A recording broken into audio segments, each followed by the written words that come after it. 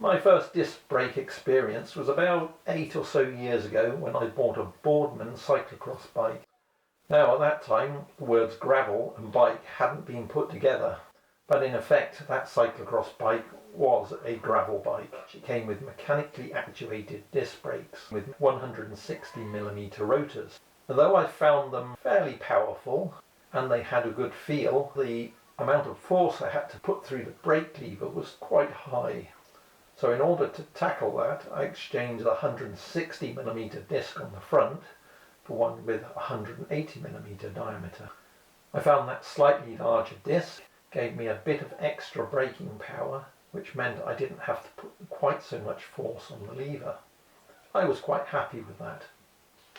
Well, my next experience with disc brakes came when I bought a bike that had hydraulic disc brakes on, and they were quite a revelation for two reasons.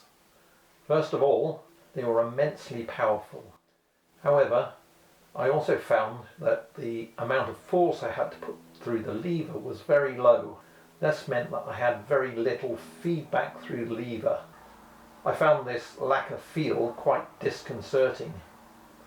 So disconcerting, in the end, I decided to swap out the hydraulic disc brakes for mechanically actuated disc brakes. Yes, I actually decided to trade off ultimate braking power for better feel.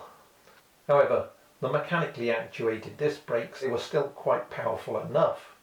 Not in the same league as the hydraulic disc brakes, but I found them good enough. However, they did have much better feel, even though the force I had to put through the brake lever was much higher. My new bike, which you can see back here, comes fitted with disc brakes. Because of that issue of feel, I've decided to stick with mechanically actuated disc brakes on this bike. But the mountings are something called flat mount. Flat mount is designed for either 140 or 160mm discs, so nominally the 180mm disc that I prefer won't fit on the frame. I spent some time looking for an adapter. However, I couldn't find anything, so I decided to build my own. First of all, I searched for the specification for flat mount design.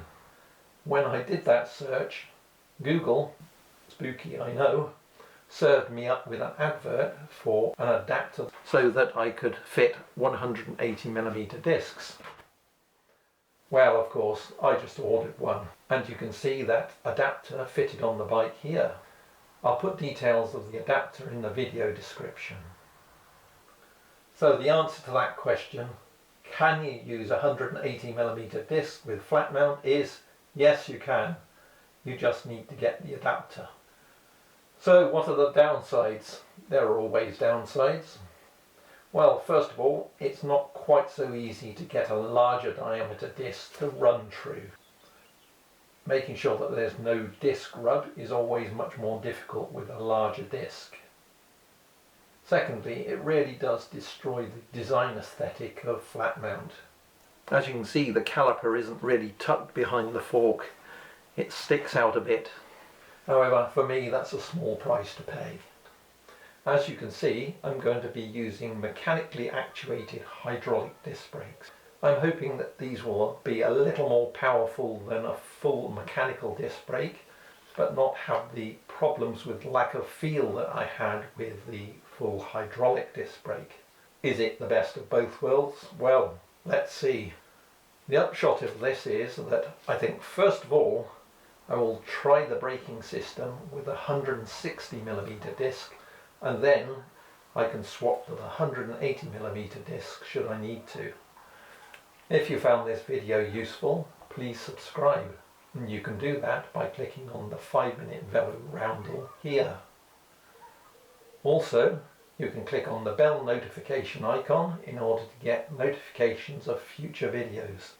Finally, if you found this useful, maybe your cycling friends will too, so please feel free to forward the video link to them.